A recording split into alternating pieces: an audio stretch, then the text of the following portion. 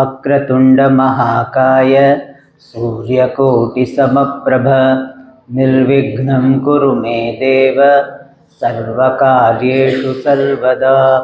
सरस्वती नमस्तुभ्यं वरदे कामरूपिणि विद्यारंभं करिष्यामि सिद्धिर्भवतु मे सदा।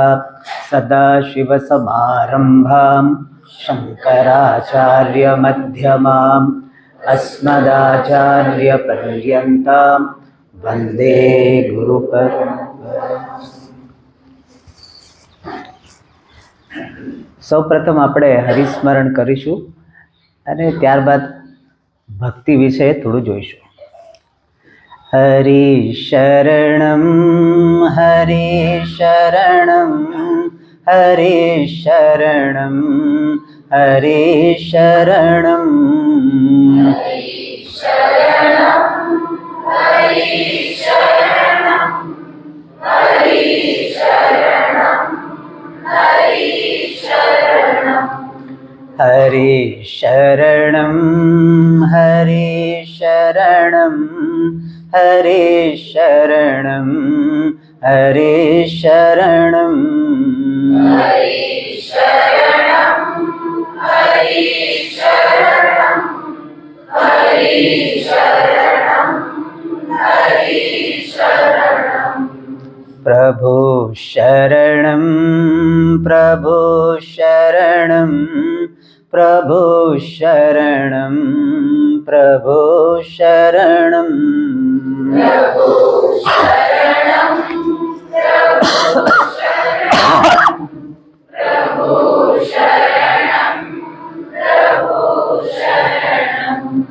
પ્રભુ શરણમ પ્રભુ શરણમ પ્રભુ શરણમ પ્રભુ શરણમ પ્રભુ શરણમ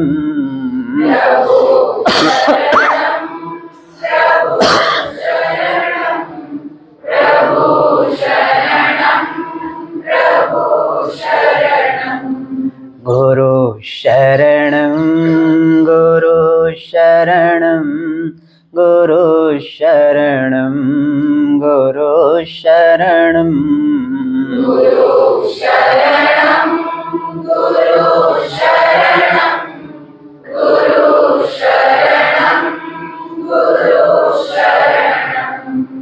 ગુરુ શરણમ ગુરુ શરણમ ગુરુ શરણમ ગુરુ શરણમ ગુરુ શરણમ ગુરુ શરણમ ગુરુ શરણમ ગુરુ શરણમ હરિ શરણમ હરિ શરણમ હરિ શરણમ હરિ શરણમ હરિ શરણમ હરિ શરણમ હરિ શરણમ હરિ શરણમ પ્રભુ શરણમ પ્રભુ શરણમ પ્રભુ શરણમ પ્રભુ શરણમ પ્રભુ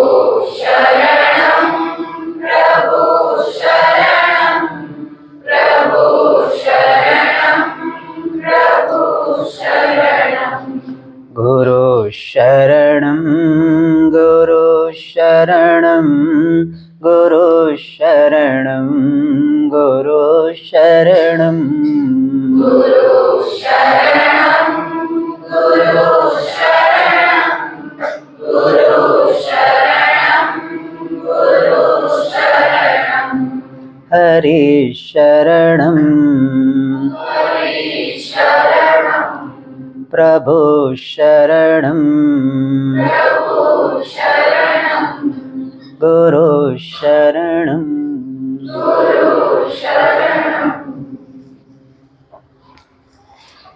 સૌ પહેલા તો આપ સૌને મારા અભિનંદન કે આજે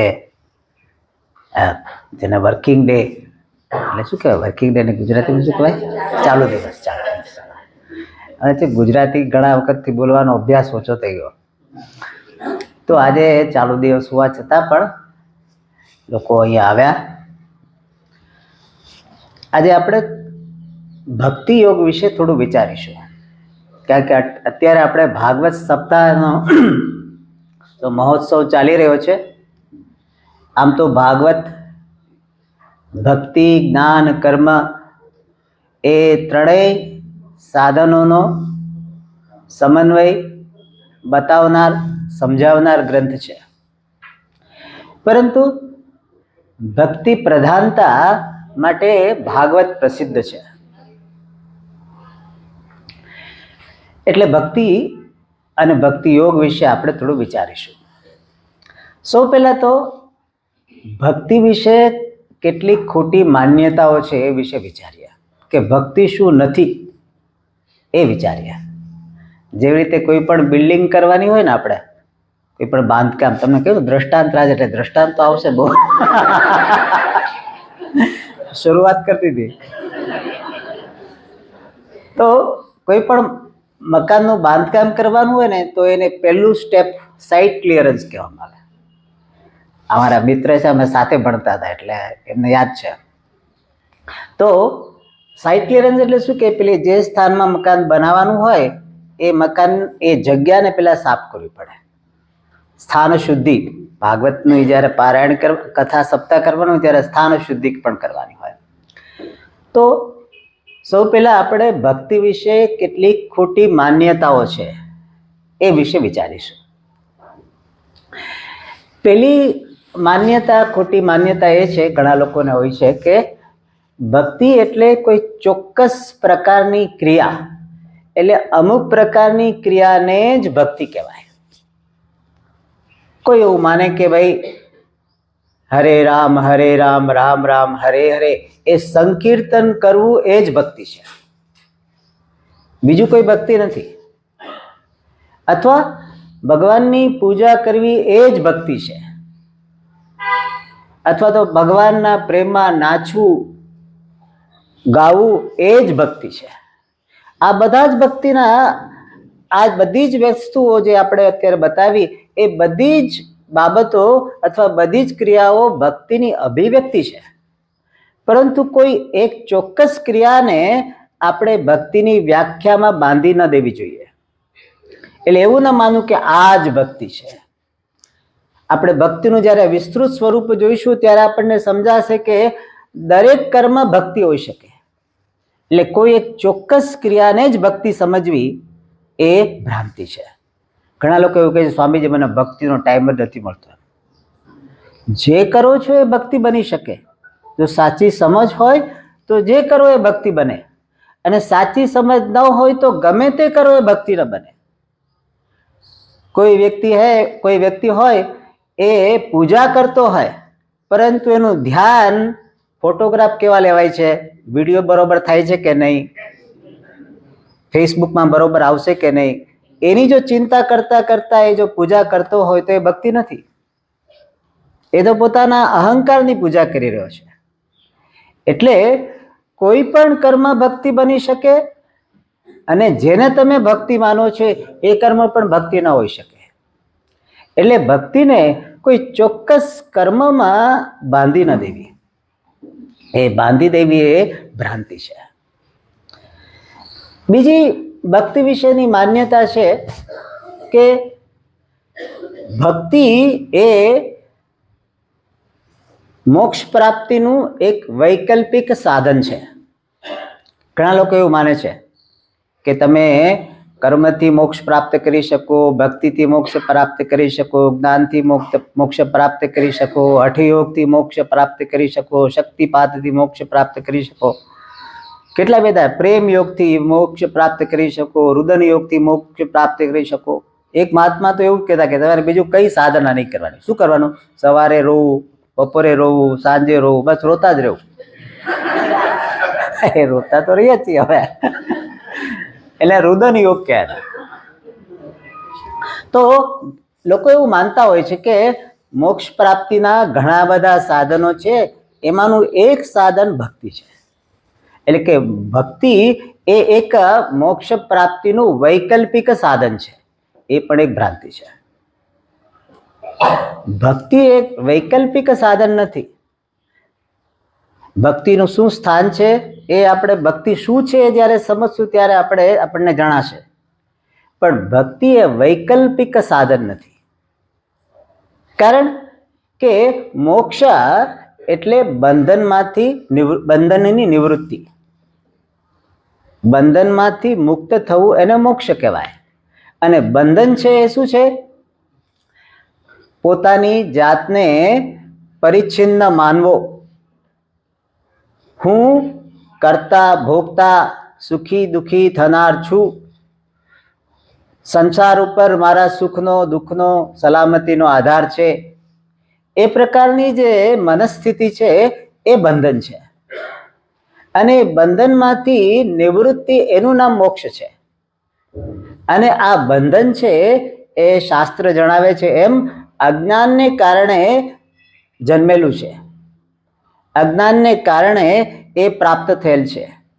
અને અજ્ઞાનની નિવૃત્તિ જ્ઞાન વડે જ થાય. એટલે જ્ઞાન વડે જ મોક્ષ છે. ભક્તિ એનું વૈકલ્પિક સાધન નથી. એટલે એવું ન માનવું કે ભાઈ તમે બધા જ્ઞાનવાળા એટલે તમે જ્ઞાનથી મોક્ષ પ્રાપ્ત કરજો, હું ભક્તિથી મોક્ષ પ્રાપ્ત કરીશું અને પછી આપણે બે મોક્ષ નગરીમાં મળીશું. કેમ? તમે કે વાળા એમ કે તમે ટ્રેનમાં આવે કે પ્લેનમાં આવ્યા એવી રીતે તમે એમ કે ભક્તિથી આવ્યા કે જ્ઞાનથી આવ્યા એવું આપણા મનમાં કલ્પના હોય. એવું નથી. એટલે ભક્તિ એ એક વૈકલ્પિક સાધન નથી. ત્રીજું કે ઘણા લોકોને એવું માનતા હોય છે જ્ઞાન અને ભક્તિ એ બે વિરોધી છે. ઘણા લોકો એવું કે સમજો વેદાંત પડે ને તમારી ભક્તિ જતી રહી એમ એવું કહેતા હોય છે. એટલે એમ કે તમારે જો ભક્તિ જાળવી હોય ને તો જ્ઞાન ત્યાં વેદાંતના ક્લાસનો એટેન્ડ કરવા, કૃપારીતિ મહારાજને દર્શન કરીને જતા રહેવું અને ક્લાસ ચાલુ હોય ત્યારે જવું. ક્લાસ પહેલા આવો તો પછી બોલાવી ખરા કોક. એટલે એમ કે આપણે એમ કે ત્યાં જ્ઞાનમાં જવું નથી, આપણી ભક્તિ જતી રહે. તો ઘણા લોકો એવું માનતા હોય છે કે જ્ઞાન આવે એટલે ભક્તિ જતી રહે અને ભક્તિ હોય તો જ્ઞાન ન હોય. અમે તો ભાઈ ભક્તિવાળા, અમે કંઈ સમજીએ નહીં, અમારે સમજવું નથી. તો સામાન્ય રીતે ભક્તિને જ્ઞાનની વિરોધી ગણવામાં આવે છે. એ પણ ખોટી માન્યતા છે. જ્યારે આપણને ભક્તિ અને જ્ઞાનનું સાચું સ્વરૂપ સમજાય ત્યારે એમાં કોઈ વિરોધ ન દેખાય, બંને એક જ લાગે.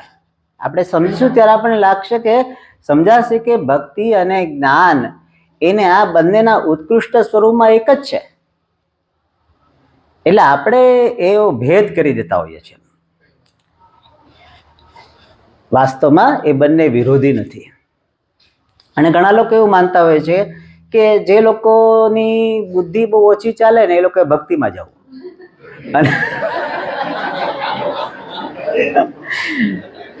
અને એમ કે જે આમ બહુ ઇન્ટેલેક્ચુઅલ વાળા, હાઈ આઈક્યુ વાળા, આઈટી પીપલ, આઈટી એટલે સમજો ને તો બધા ઇન્ફોર્મેશન ટેકનોલોજી પેલા કમ્પ્યુટર પર વાળા, આવામ કરવા વાળા.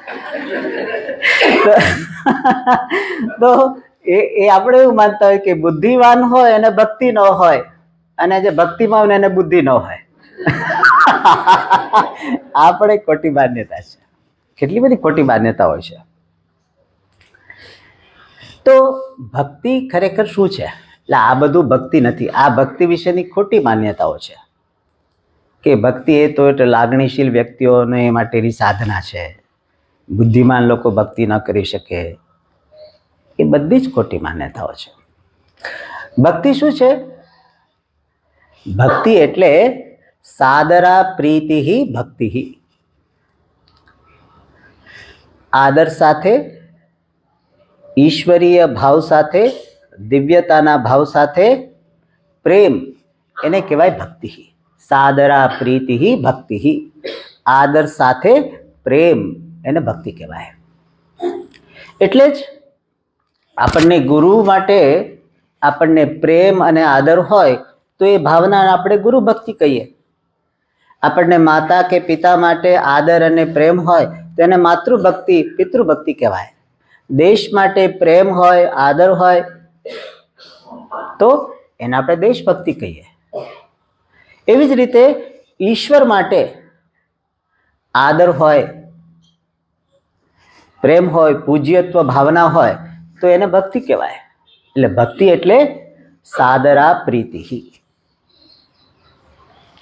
અને એ પ્રેમની અભિવ્યક્તિ માટેનું અથવા પ્રેમને જગાવવા માટેનું, પ્રેમને પ્રબળ કરવા માટેની જે ક્રિયા છે એને પણ ભક્તિ કહેવામાં આવે. એટલે પ્રેમ એ ભક્તિ છે, સાદરા પ્રીતિ ભક્તિ. અને એ પ્રેમ જગાડવા માટે અથવા તો એ પ્રેમને અભિવ્યક્ત કરવા માટે, એ પ્રેમને મજબૂત બનાવવા માટે, પ્રબળ બનાવવા માટે જે કંઈ પણ કાયિક, વાચિક, માનસિક ક્રિયાઓ છે એને પણ ભક્તિ કહેવાય. એટલે મારા મનમાં ભગવાન પ્રત્યે પ્રેમ જાગે અથવા તો પ્રેમ પ્રબળ થાય અથવા તો હું પ્રેમને અભિવ્યક્ત કરું એ માટે હું જો પૂજા કરું તો એ પૂજા ભક્તિ છે. કોઈ ભગવાનના સ્તોત્રનું પાઠ કરું જેથી મારી અંદર ભક્તિ વધારે પ્રબળ બને તો એ પણ ભક્તિ છે. એટલે પ્રેમ એ પોતે ભક્તિ છે અને પ્રેમ પ્રગટાવનાર ક્રિયા પણ ભક્તિ છે. અને ભગવાન માટેનો પ્રેમ એને જ્યારે આપણે ભક્તિ કહીએ છીએ ત્યારે ભક્તિને 3 પ્રકારમાં વહેંચવામાં આવે છે કે ભગવાન પ્રત્યેનો પ્રેમ કઈ ભાવનાથી છે, કઈ બુદ્ધિથી તમે ભગવાન પ્રત્યે પ્રેમ રાખો છો એને આધારે ભક્તિના 3 પ્રકાર કરવામાં આવે છે: મંદ, મધ્યમ અને ઉત્તમ. મંદ પ્રેમ ભગવાન માટેનો એ કે જેની અંદર ભગવાનને આપણે જગતના કોઈ પદાર્થના સાધન રૂપે જોતા હોઈએ છીએ. હે ભગવાન, મને એક સારી જોબ આપી દે, અથવા તો ભગવાન મને એક લોટરી લગાડી દે, आज मुझे भी तुझसे पड़ गया है काम, मेरी बिनती सुने तो जानू, नाम नहीं तो कर दूंगा सारे जग में तुझे बदनाम, दुनिया में तेरा है बड़ा नाम. સાંભળ્યું તમે? સાંભળ્યું જ કોઈ? જૂના લોકોએ સાંભળ્યું હોય, નવા લોકોએ ન સાંભળ્યું હોય.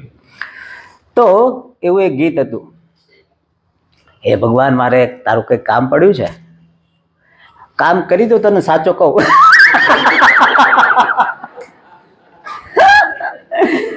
ભગવાનને આપણે ચેલેન્જ કરી આમ. એટલે એ પ્રકારે જ્યારે ભગવાનને આપણે જગતના કોઈ પદાર્થના સાધન રૂપે જોઈને ભગવાન માટે પ્રેમ થાય. ભગવાનને આપણે લાલચ આપીએ, ભગવાન તું 1 લાખની લોટરી લગાડી દે તો તમને 1 કિલો તેલ ધરાવીશ. ભગવાન કે હું 1 લાખ રૂપિયાનું તેલ હું નહીં લઉં કે 1 મહિના સુધી ચાલે.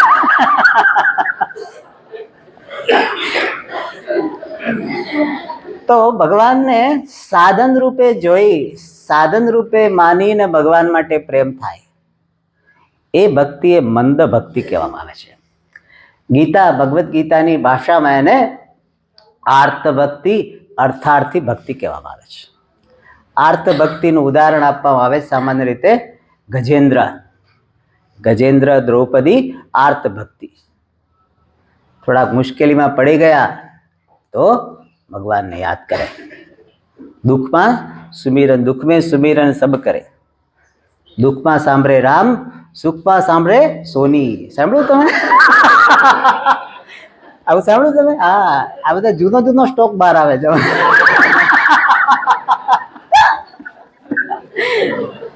કે નવો સ્ટોક હમણાં આવતો નથી ને, બરોબર. તો દુઃખમાં જ ભગવાનનું સ્મરણ કરે અને દુઃખમાંથી ભગવાન મને તું નિવૃત્ત કરી દે, મુક્ત કરી દે, એ રીતે ભગવાનને દુઃખ નિવૃત્તિનું સાધન માનવામાં આવે અથવા તો સુખ પ્રાપ્તિ, કોઈ ધન પ્રાપ્તિનું સાધન માનવામાં આવે અને ભગવાન પ્રત્યે પ્રેમ હોય થોડો. જેવી રીતે આપણને આપણા બાઇક માટે પ્રેમ હોય ને થોડો, આપણી કાર માટે પ્રેમ હોય, કોઈ સ્ક્રેચ કરે તો આપણને લાગે એ સ્ક્રેચ કરે છે. એક મકાન માલિક એના ભાડૂતને કહ્યું હતું કે તમે આ કે દિવાલમાં ખીલી ઠોકો જ ને તો મને લાગે છે અહીંયા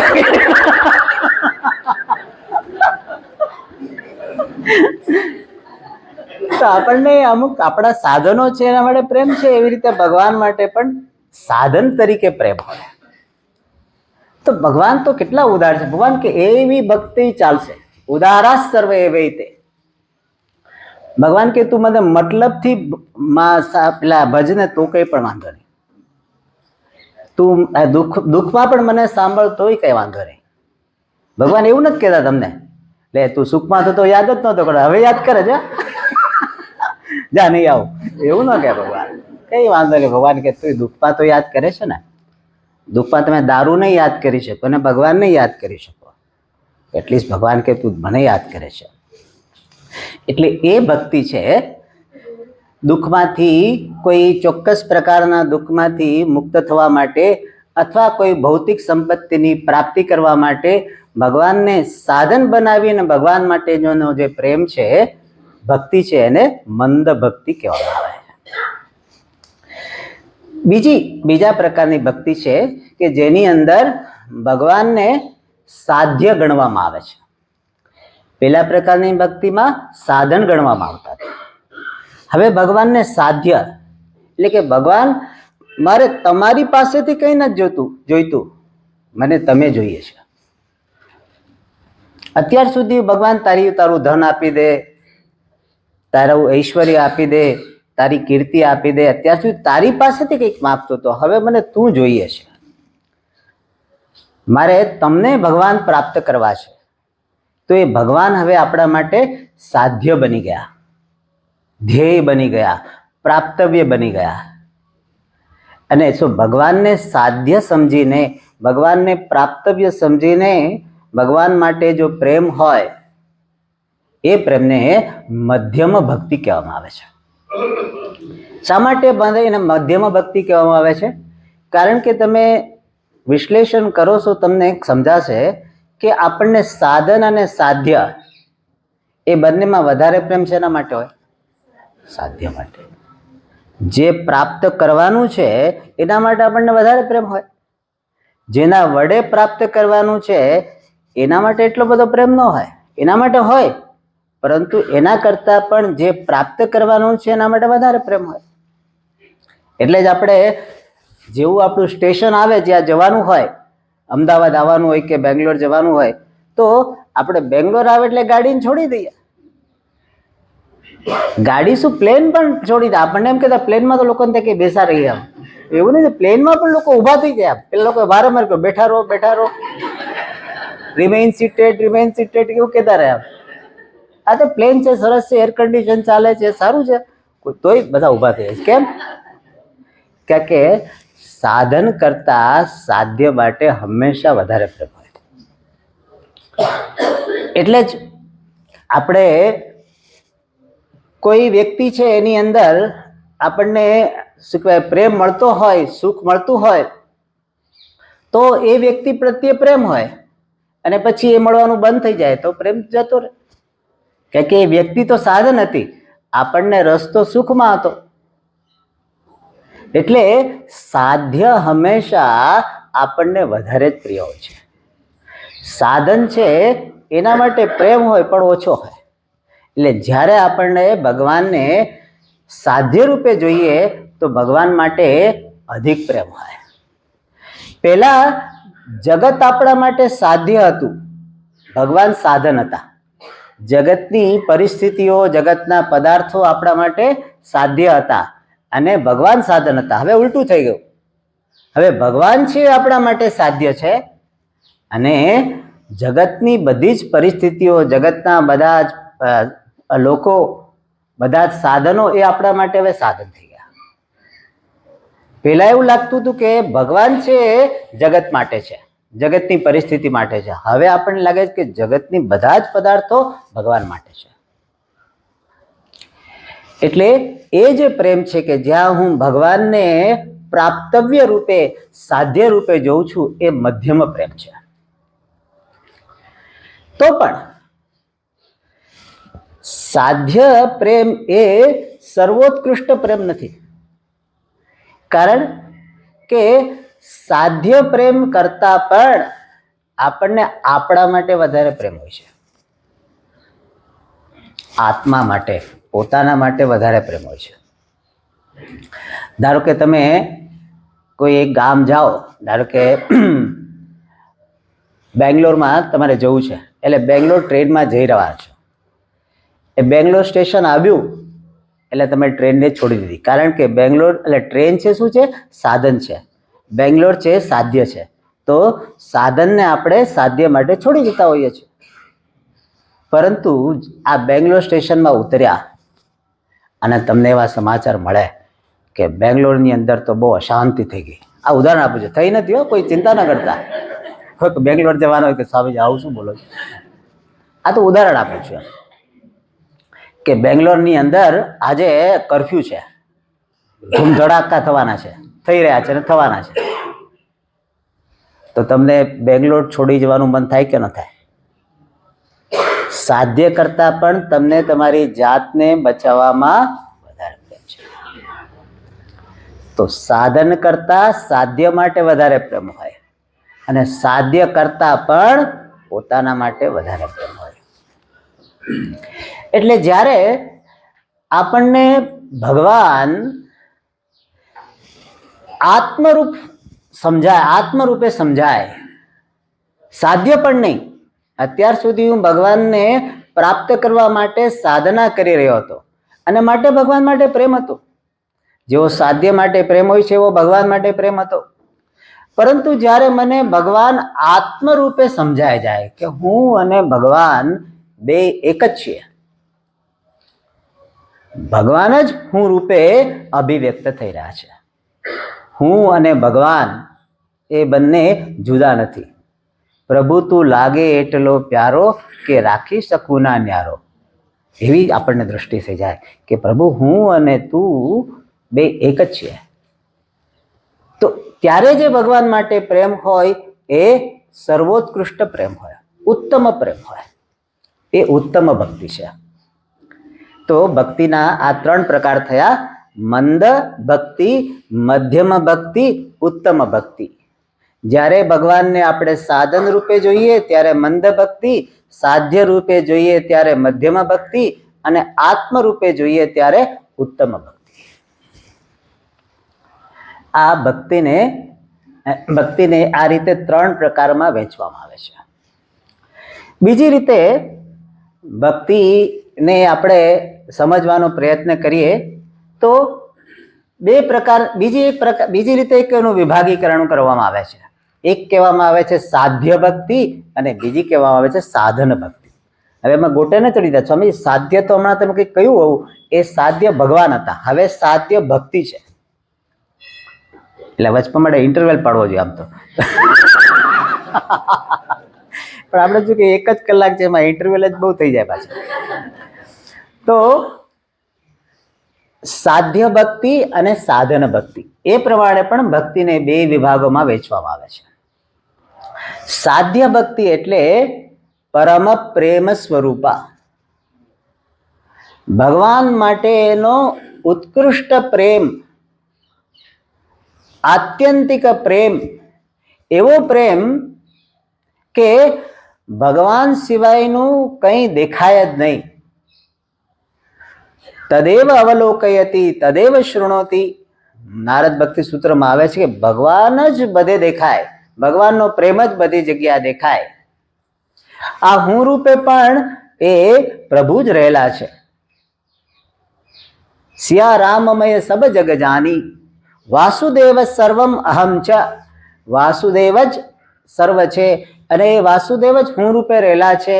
એ પ્રમાણેની દ્રષ્ટિરૂપ અથવા દ્રષ્ટિયુક્ત જે પ્રેમ છે એને પરમા ભક્તિ કહેવામાં આવે છે. એ સાધ્ય છે, એ પ્રાપ્તવ્ય છે સાધક માટે.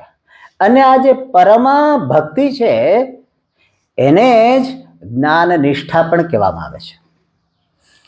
એટલે મેં જે કહ્યું હતું કે જ્ઞાન અને ભક્તિ એ બંને એની ઉત્કૃષ્ટ સ્થિતિમાં એકરૂપ જ છે. જેને પરમા ભક્તિ કહેવામાં આવે છે એ જ પરમ જ્ઞાન પણ છે.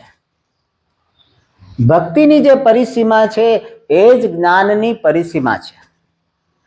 ભક્તિની અંદર જીવ અને ઈશ્વર, પરમ ભક્તિની અંદર જીવ અને ઈશ્વર બંને એક થઈ જાય છે. એવી જ રીતે જ્ઞાનમાં પણ જીવ અને ઈશ્વર બંને એક થઈ જાય છે. એટલે પરમા ભક્તિ અથવા પરમ જ્ઞાન અથવા જ્ઞાન નિષ્ઠા એ બંને એક છે. ખાલી એને વર્ણન કરવાની બંનેમાં રીત જુદી છે. ભક્તિની અંદર તત્પદાર્થ પ્રાધાન્યને નિરૂપણ થાય છે, એટલે કે ઈશ્વર પ્રાધાન્યને નિરૂપણ થાય છે. અને જ્ઞાનની અંદર ત્વમ પદાર્થ પ્રાધાન્યને નિરૂપણ થાય છે. પણ બેયમાં એકત્વ જ છે.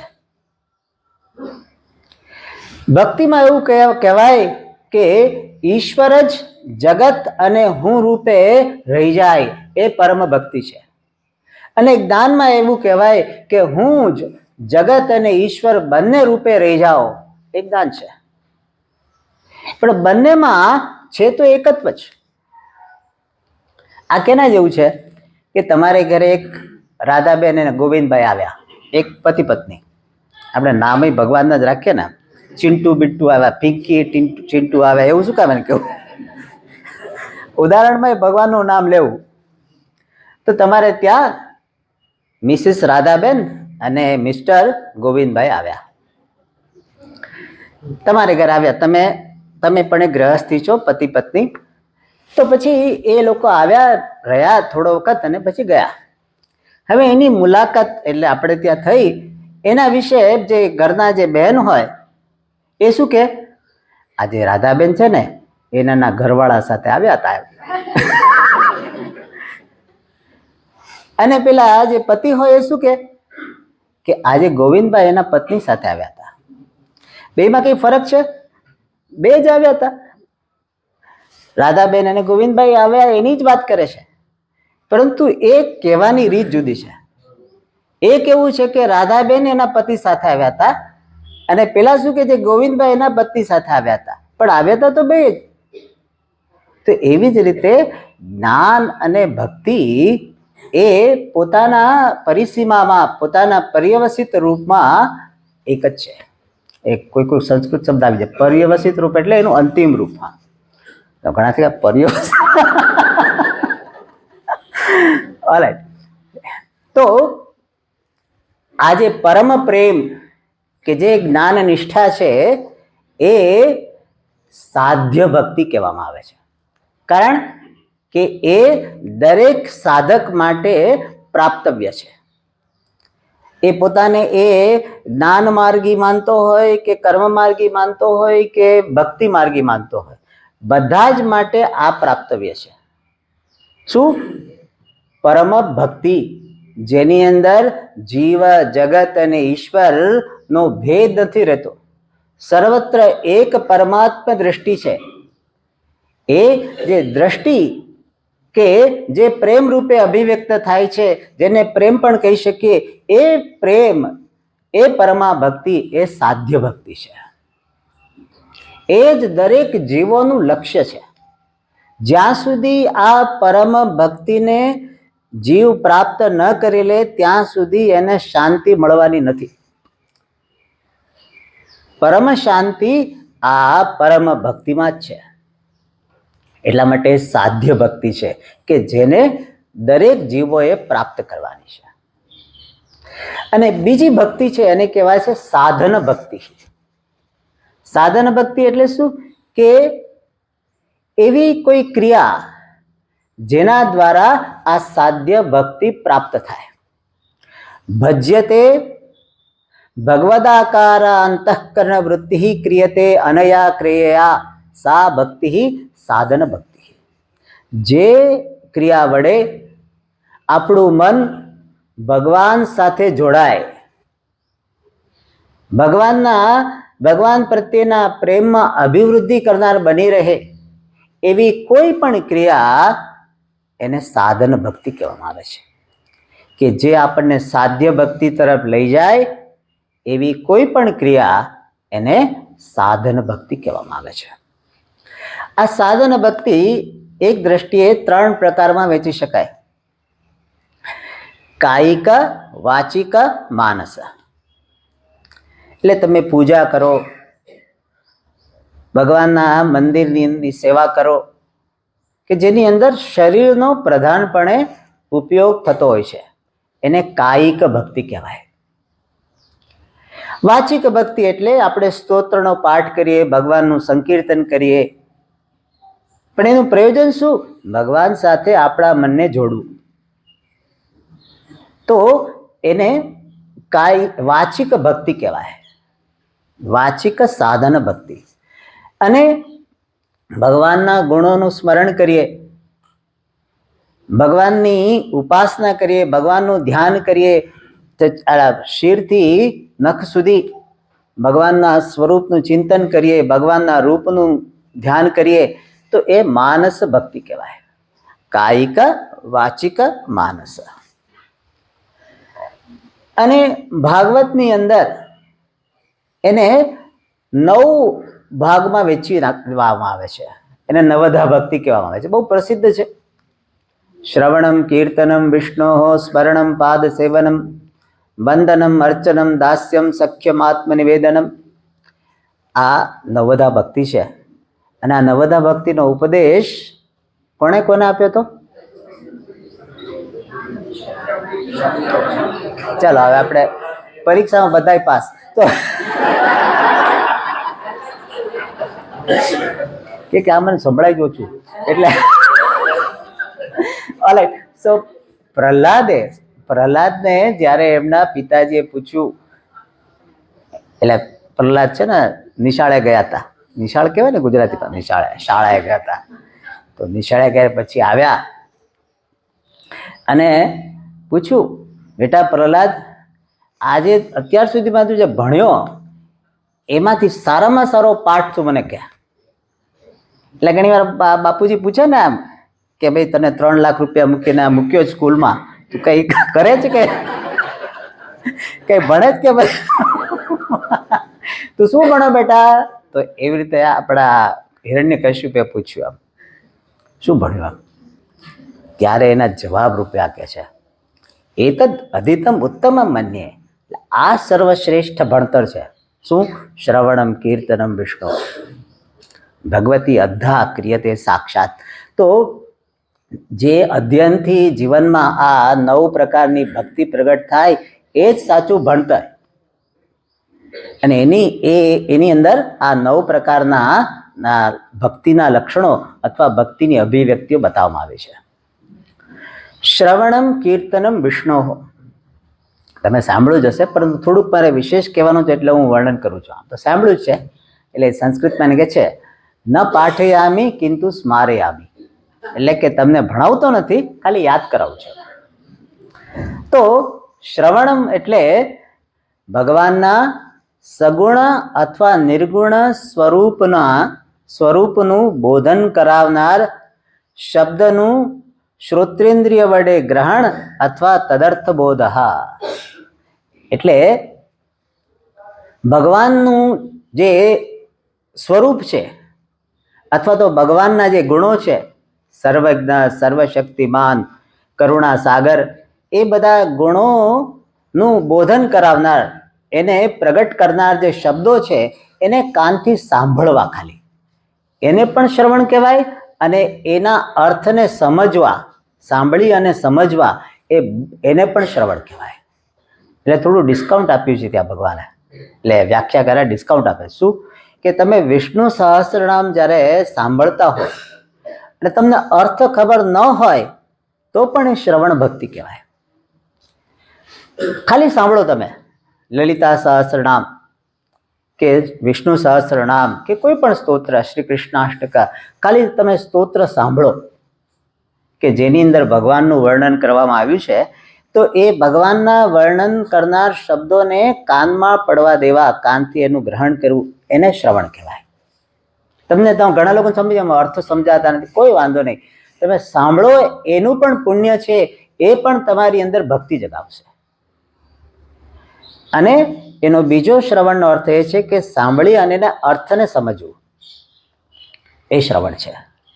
અને અહીંયા વ્યાખ્યાકાર કહે છે કે એટલું જ નહીં કે સગુણ બ્રહ્મ એટલે કે ઈશ્વરના ગુણોનું શ્રવણ કરવું એ જ શ્રવણ નથી. નિર્ગુણ પરમાત્માના સ્વરૂપનું જે શ્રવણ કરવું, શબ્દોનું ગ્રહણ કરવું, શબ્દનો અર્થ સમજવો, એ પણ શ્રવણ છે. એટલે તમારે અહીંયા સોમવાર અને ક્યારે ગુરુવારે ક્લાસ ચાલે છે? શુક્રવાર, સોમ અને શુક્ર. તો સોમ અને શુક્ર તમે જ્યારે અહીંયા વેદાંત ભણતા હો છો ત્યારે એ પણ શ્રવણ ભક્તિ જ છે. એટલે એવું નહીં માનવું કે આપણે મંદિરમાં જઈએ ત્યારે ભક્તિ ને અહીંયા આવે ત્યારે જ્ઞાન. અહીંયા પણ ભક્તિ જ છે, ત્યાંય ભક્તિ છે ને અહીંયાય ભક્તિ છે. એટલે આપણા મનમાં એવા વિભાગ ન કરી દેવા કે સ્વામીજી અમારે 6 કલાક ભક્તિ ના રાખ્યા અને 6 કલાક જ્ઞાન ના રાખ્યા છે.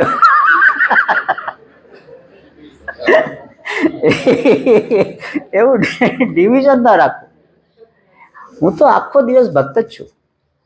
એટલે એવું ના રાખવું કે આપણે ત્યાં મંદિર જઈએ ત્યારે ભક્તિ. જ્યારે તમે અહીંયા આવી અને વેદાંતનું શ્રવણ કરતા હો છો એ પણ ભક્તિ જ છે, શ્રવણ ભક્તિ છે.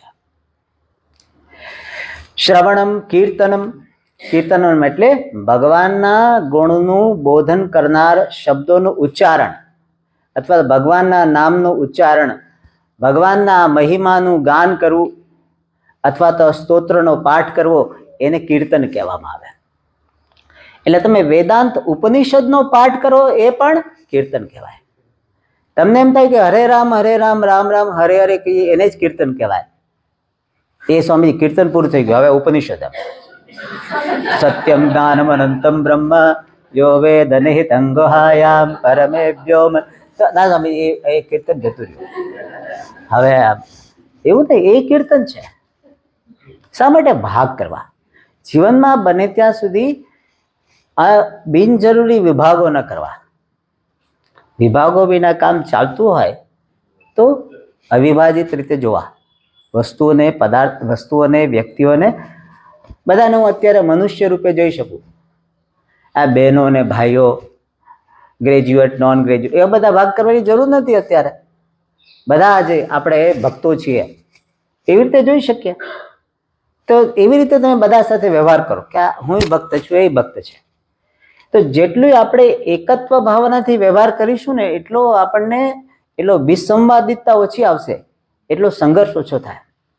બરોબર. એટલે કીર્તન એટલે ભગવાનના ગુણનું ગાન અથવા ભગવાનના નિર્ગુણ સ્વરૂપ છે એનું પણ કથન, એ ભક્તિ છે.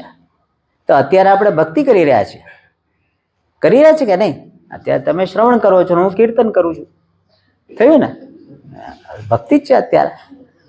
એવું ના માનતા કે આ સવારે ભક્તિ થઈ ગઈ, અમારે અત્યારે ભક્તિ જ છે. બરાબર. શ્રવણમ કીર્તનમ વિષ્ણોહો સ્મરણમ, ભગવાનના ગુણોનું સ્મરણ કરવું કે ભગવાન કેટલો દયાળુ છે, ભગવાન સર્વજ્ઞ છે, સર્વશક્તિમાન છે. તો ભગવાન પ્રેમનો સાગર છે, કૃપાનો સાગર છે, એ પ્રમાણે ભગવાનના ગુણોનું સ્મરણ કરવું. અને વેદાંતનું અધ્યયન કરતા હો તો શાસ્ત્રનું શ્રવણ કર્યા બાદ તમે જે મનન કરો, નિધિધ્યાસન કરો, એ પણ સ્મરણ છે. એટલે આપણે બેયને જોડી શકીએ કે તમે શાસ્ત્રનું અધ્યયન કરતા હોય એની અંદર શ્રવણ, મનન, નિધિધ્યાસન છે. તો મનન અને નિધિધ્યાસન એ સ્મરણ રૂપ ભક્તિ છે. શ્રવણમ કીર્તનમ વિષ્ણો સ્મરણમ પાદ સેવનમ. પાદ સેવનમ એટલે ભગવાનના ચરણનું સેવન. ભગવાનના ચરણનું સેવન એટલે ભગવાનની જે પ્રતિમા હોય કે જે આપણા માટે ભગવદ રૂપ જ છે, એના ચરણ છે એનું પ્રક્ષાલન કરીએ, ભગવાનના ચરણનું સ્નાન કરાવીએ, પ્રક્ષાલન કરીએ અને ચરણામૃત લઈએ અને ભગવાન આ મૂર્તિમાં બિરાજમાન છે એ ભાવ સાથે ભગવાનના ચરણને દબાવીએ, સંવર્ધન કરીએ, એ પાદ સેવન છે. અને વિસ્તૃત રીતે જોઈએ તો ભગવાનનું પાદ સેવન એટલે ભગવાનના જે ભક્તો છે, ગુરુજનો છે, એના ચરણોની સેવા કરીએ એ પણ પાદ સેવન છે. કે ભગવાન નારદ ભક્તિ સૂત્રમાં આવે છે, તસ્મિન તજ્જને ચ અભેદઃ, એટલે કે ભગવાન કહે છે કે ભગવાન અને ભગવાનના ભક્તોમાં કોઈ ભેદ નથી. એટલે ભગવાનના ભક્તોના ચરણોની સેવા એ પણ પાદ સેવન છે. અને શ્રવણમ કીર્તનમ, આપણે પરિબાજુ ત્યાં જ જવું પડે. શ્રવણમ કીર્તનમ એવા આપણે પેલી કેટલી વાર બોલાઈ જાય ને. શ્રવણમ કીર્તનમ વિષ્ણો સ્મરણમ પાદ સેવનમ વંદનમ. વંદનમ, વંદનમ એટલે નમસ્કાર. એની અંદર એ વ્યાખ્યાકાર એવું કહે છે, પૂજા બહિર્ભૂત નમસ્કાર. થોડુંક સંસ્કૃતિ આવશે એટલે લાગે શાસ્ત્ર બોલે છે. ઘણા લોકોને એવું જ કે સંસ્કૃતમાં બોલે તો જ લાગે કે ભણે એમ, બાકી આ તો ગુજરાતીમાં આવું તો અમને આવડે એમ કે. એટલે બે ચાર સંસ્કૃત બોલવું છે. જે રીતે તમે કોઈ પણ ડીશ બનાવો ને એના ઉપર આમ એનું ચીઝ દેવું નાખો ને આમ, એટલે એમ કે વેસ્ટર્ન ડીશ થઈ ગયા. એના ઉપર આમ ચીઝ નાખો ને એટલે એમ કે વેસ્ટર્ન ડીશ થઈ ગયા. હોય આપણી ભેળો છે પણ આમ ચીઝ બીજ નાખો એટલે આમ થઈ જાય.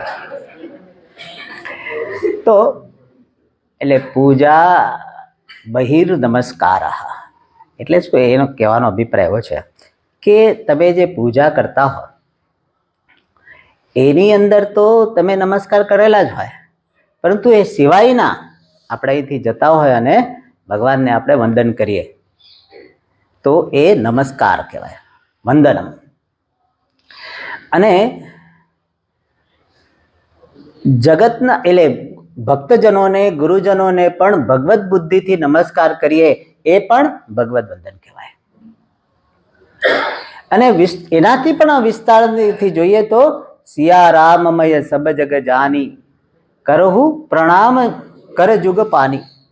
એટલે આપણે જગતમાં બધા જ લોકોને ભગવત બુદ્ધિથી નમસ્કાર કરીએ એ વંદન ભક્તિ છે. વંદનમ શ્રવણમ કીર્તનમ વિષ્ણો સ્મરણમ પાદ સેવનમ વંદનમ અર્ચનમ.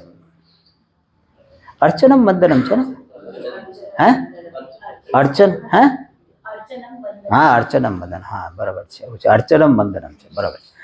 શ્રવણમ કીર્તનમ વિષ્ણો સ્મરણમ પાદ સેવનમ અર્ચનમ વંદનમ, હા અર્ચનમ. એનું કારણ મને કેમ યાદ આવ્યું કે એનું એક સંગતિ છે એની. ટીકાકારે એવી સંગતિ આપી છે એટલે મને યાદ આવ્યું કે આ કેમ ઉલટું થઈ ગયું. બરાબર, અર્ચનમ. અર્ચનમ એટલે ભગવાનની પૂજા કરવી, પંચોપચાર પૂજા. પંચોપચાર એટલે શું? ગંધ, પુષ્પ, ધૂપ, દીપ, નૈવેદ્ય. આ 5 ઉપચાર સાથે પૂજા કરવામાં આવે ને પંચોપચાર પૂજા કહેવાય. એટલે ભગવાનને સસ્તામાં પતાવી દેવું એમ. ખરેખર 5 ઉપચાર એટલે થોડુંક એમ. તો એટલે આપણે સમય હોય તો શું કરીએ? તો પંચોપચાર એટલે ગંધ એટલે શું? ભગવાનને ચંદન ઇત્યાદિ, પુષ્પ ફૂલ, ગંધ, પુષ્પ, ધૂપ, અગરબત્તી, દીપ અને નૈવેદ્ય. નૈવેદ્ય બહુ ઇમ્પોર્ટન્ટ વસ્તુ છે. બીજું બધું ભગવાન કે ચાલે, નૈવેદ્ય તો રાવવું પડે. તો આ પંચોપચાર પૂજા હોય. ષોડશોપચાર કે જેની અંદર આવાહન પણ હોય, પછી આસનમ હોય, સ્નાનમ હોય, અર્ચના હોય, એ બધા 16 એટલે 16 ઉપચારથી પૂજા. ચતુષ્ષષ્ટિ ઉપચાર 64 ઉપચારથી પૂજા કરાય યથાશક્તિ. તો તમારી શક્તિ અનુસાર ભગવાનની એ આ વિવિધ ઉપચારોથી પૂજા કરવી, એને કહેવામાં આવે અર્ચનમ. વંદનમ આપણે જોયું ને. પછી છે દાસ્યમ. દાસ્યમ એટલે દાસ ભાવ. એટલે ભગવાનની દાસ ભાવથી સેવા કરવી. એટલે કે મંદિર હોય, આપણા ઘરની અંદર પૂજા રૂમ હોય, તો બને ત્યાં સુધી એની સફાઈ કરવાની હોય, એની અંદર પોતું લગાવવાનું હોય, જે કંઈ પણ કરવાનું હોય આપણે પોતે કરીએ. કે હું ભગવાનનો દાસ છું, ભગવાનનું આ આલય છે, ભગવાનનું આ મંદિર છે, એની હું જ સેવા કરું. બને ત્યાં સુધી હું પોતે કરું. મારા એમ કે નોકરોને ન છોડી દઉં. દાસને દાસ ન હોય. એટલે ભગવાન છે એના મંદિર ઇત્યાદિની સેવા કરવી. અહીંયા આપણે ઘરે મંદિર ન હોય તો અહીંયા આવીને આપણે ઝાડુ લગાવીએ, પોછા લગાવીએ, જે કંઈ પણ સેવા કરવાની હોય દાસ ભાવથી સેવા કરીએ. ફોટો પડાવવા માટે નહીં, દાસ ભાવથી સેવા કરીએ. આજકાલ ફોટોનું બહુ વધી ગયું. ફેસબુકમાં આવવું જોઈએ. આમ તો કોઈ વ્યક્તિ હતું ને, યમરાજા આવ્યા વ્યક્તિને લેવા, તો યમરાજાને કે તમે 2 મિનિટ રોકાઈ જાઓ. કા શું 2 મિનિટમાં શું કરશો? તો કે મારે એમ કે સ્ટેટસ લખવું પડશે, ગોઈંગ ટુ યમલોકા. એટલે એવું લખે બધા, ખબર ને, ગોઈંગ ટુ બેંગ્લોર, એવું બધું લખે એમ ફેસબુકમાં. તો એમ કે સ્ટેટસ લખવું ને, એમ કે લોકોને ખબર પડે ક્યાં ગયા. એટલે આજકાલ એ બહુ વધી ગયું. આમ ફોટો પડાવવા માટે નહીં, ભગવાનની પ્રીતિ માટે. ભગવત પ્રીતિ ફલકમ સર્વકર્માનુષ્ઠાનમ દાસ્યમ, એવી વ્યાખ્યા આપવામાં આવે છે. ભગવાનની પ્રીતિ અર્થે જે કંઈ પણ આપણને કર્તવ્ય પ્રાપ્ત થયેલ છે એનું અનુષ્ઠાન કરવું, એને કહેવાય દાસ્ય. જે કંઈ પણ કરવા મળે તો આગ્રહ ન રાખો કે ભાઈ મને તો પૂજા કરવા દો, મને હાર પહેરાવા દો, એવું નહીં. જે કંઈ પણ કરવા મળે, એ જે કંઈ પણ ભગવાને મને કર્તવ્ય આપ્યું છે, પિતા તરીકે, માતા તરીકે, ભાઈ તરીકે, બહેન તરીકે, એ ભગવાનની પ્રીતિ માટે હું કરું તો એ દાસ્યમ થઈ ગયું. કોઈ પણ, એટલે મેં જે કહ્યું હતું ને શરૂઆતની અંદર, કે જો આપણી અંદર સાચી દ્રષ્ટિ હોય તો દરેક કર્મ ભક્તિ બની જાય. હું રસોઈ બનાવું છું પરિવારજનો માટે, એ પણ ભક્તિ છે. એ કપડાં ધોતા હોઈએ તો એ ભક્તિ છે. ખાલી આપણી દ્રષ્ટિ છે એ ભગવાનની પ્રીતિ પ્રાપ્તિ માટે છે, તો એ ભક્તિ છે, દાસ્ય ભક્તિ. અને પછી છે સખ્યમ. સખ્યમ એટલે મિત્રતા. એને ત્યાં વ્યાખ્યાકાર બહુ સરસ કરે. મૈત્રમ સખ્યમ એટલે શું? વિશ્વાસ મૈત્ર વૃત્તિશ્ચ. એટલે સખા ભાવ ભગવાન માટે, એનો અર્થ અભિપ્રાય એ કે ભગવાનમાં વિશ્વાસ. તદુક્તે અવશ્યમ ભાવ બુદ્ધિ. કે ભગવાને જે કંઈ પણ શાસ્ત્રમાં કહ્યું છે એ સાચું જ છે, મારા મિત્ર એ કહેલું છે. જ્યારે વ્યક્તિને કોઈ સાથે ખૂબ પાક્કી મિત્રતા હોય તો એણે કહ્યું તો હોય જ એમ. તો ભગવાનના વચનોમાં વિશ્વાસ, ભગવાનની કૃપામાં વિશ્વાસ કે ભગવાન છે, ભગવાન મારો મિત્ર છે. જે કોઈ વ્યક્તિને મિનિસ્ટર એનો ફ્રેન્ડ હોય તો એ કેટલો આમ વળતી ફરે ને, કે આપણે કામ પડે તો આપણે તે ફોન કરી દઈએ, આપણું થઈ જાય. તો એક સામાન્ય મિનિસ્ટર કે જેને ગઈકાલે આવતીકાલે રહેવાનો જ કે નથી રહેવાનું કંઈ કહેવાય નહીં. ઘણી વાર તમારે એક ગુજરાતમાં એવું થયું હતું ને, રાતોરાત બધી મંત્રીમંડળ બદલાઈ ગયું, થયું હતું ને. તો એવી જે સાવ કામ ચલાવ રીતે જે પેલું જે કહેવાય ને કે એવી પોઝિશન ધરાવનાર વ્યક્તિ સાથે પણ આપણને સંબંધ હોય તો કેટલો વિશ્વાસ હોય છે કે આપણને કંઈ વાંધો ના આવે, એમ આપણે ફોન કરી દઈએ. તો ભગવાનમાં એવો વિશ્વાસ, એ મૈત્રી સખ્ય પ્રેમ છે. અને મૈત્ર વૃત્તિ, ભગવાન સાથે મૈત્રનો ભાવ. મને આ સખ્ય વૃત્તિ બહુ જ ગમે છે. હું હંમેશા ભગવાન સાથે મિત્રતાથી જ રહું. હું મંદિરમાં જાઉં તો ભગવાનને પૂછું, કેમ ભગવાન પૂજા કેવી રહી? આવું આ ભક્તો આવ્યા હતા, કેવા બહુ આવ્યા હતા કે નહીં? એમ કેવું સરળ લાગે. એમ ઘણા લોકો છે ને કે ભગવત જેને કહેવાય ને ઇંગ્લિશમાં કહે છે ગોડ ફિયરિંગ પીપલ. ભગવાનથી ડરે, ભગવાન ખીજાઈ જશે, ભગવાન ખીજાઈ જશે. આજે વિષ્ણુ સહસ્ત્રનામનો પાઠ નથી કર્યો તો ભગવાન જરૂર નારાજ થશે. ભગવાનથી ડરવાનું નહીં. ભગવાન મારો સખા છે એવો ભાવ, તો એને કહેવાય સખ્ય. અને છેલ્લું આત્મનિવેદનમ. આત્મનઃ શરીરસ્ય નિવેદનમ. એટલે કે પોતાનું શરીર, ઇન્દ્રિયો, મન એ બધાનું ભગવાનને સમર્પણ. યોગક્ષેમ ચિંતાયામ અનભિનિવેશ. એટલે ભગવાન આપણા એટલે ભગવાનને એટલું બધું સોંપી દીધું હોય કે આપણી શરીરની જરૂરિયાતો માટે, એની પ્રાપ્તિ અને એના રક્ષણ માટે કોઈ ચિંતા નહીં. ત્યાં વ્યાખ્યાનકાર એવું કહે છે કે જેવી રીતે આપણે કોઈ વસ્તુ આપણે તો પેલાના વખતમાં ગાયનું એવું ઉદાહરણ આપતા, હવે આપણે ગાડીનું ઉદાહરણ આપીએ. તમારી મારુતિ છે એ તમે કોઈને વેચી દો. તમારે જ્યારે સુધી તમારી પાસે હતી ત્યારે ચિંતા રહેતી હતી કે આને બરોબર સાચવવી પડશે, આમાં ખર્ચ ન લાગી જાય, આમ ન થાય, આમ ન થાય, ચિંતા રહેતી. હવે કોઈને વેચી દીધી પછી તમને ચિંતા થાય? ચિંતા ના થાય. એ સંભાળશે. તો એવી રીતે આ શરીર છે એ ભગવાનને આપી દીધું. જેવી રીતે આપણે મારુતિ ભગવાનને પેલા કોઈકને વેચી દીધી ને, એ તું સંભાળ. હવે રાજી થયા, સલવાઈ ગયો બિચારો. એવી રીતે ભગવાને કહ્યું તું સંભાળ. તો એ પ્રકારે સંપૂર્ણ સમર્પણ, ભગવાન પ્રત્યે સંપૂર્ણ સમર્પણ, કોઈ ચિંતા નહીં. આપણી દરેક ચિંતા છે ને એ ભક્તિની ન્યૂનતા બતાવે છે. હું નાનો હતો ત્યારે જ્યારે શરૂઆત ત્યારે હું બધા લોકોને કહેતો, તમને હું પૂછતો એમ કે તમને ભગવાન માટે ભક્તિ છે? હા છે એમ કે. તમે ચિંતા કરો છો? હા. મેં કીધું બે વિરોધી વાત છે. હા બિચારા આવું ન કેવું છે પણ હું કરતો એવું. ચિંતા અને ભક્તિ બે સાથે ના જાય. તમને ચિંતા પણ થાય છે ને ભક્તિ પણ છે, તો એટલા અંશે ભક્તિ ઓછી છે. જ્યારે ભક્તિની પરાકાષ્ઠા થાય, જેમ જેમ તમારી ભક્તિ વધતી જાય તેમ તેમ તમારી ચિંતા ઓછી થતી જાય. તો આત્મનિવેદન એટલે પોતાના શરીર સંબંધી જરૂરિયાતોનું સંપૂર્ણપણે ભગવાનને સમર્પણ, એ આત્મનિવેદન છે. બરોબર. એટલે હવે ટાઈમ થઈ ગયો છે. આમાં તો ઘણું બધું છે. મારી પાસે તો આટલું બધું. આમાં તો મેં બે જ મુદ્દા મેં તૈયાર કર્યા. આમાં તો 6 મુદ્દા હતા. 2 મુદ્દાની વાત કરી. આવતા વર્ષે કે ક્યારેક આવીશ ત્યારે વાત કરી આપણે. આવતીકાલે મારા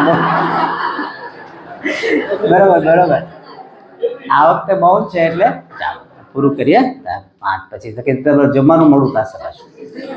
ઓમ પૂર્ણમદ પૂર્ણમિદં પૂર્ણમુદચ્યતે પૂર્ણસ્ય પૂર્ણમાદાય પૂર્ણમેવાવશિષ્યતે. ઓમ શાંતિ શાંતિ શાંતિ. હરિ ઓમ. શ્રી ગુરુભ્યો નમઃ. હરિ ઓમ.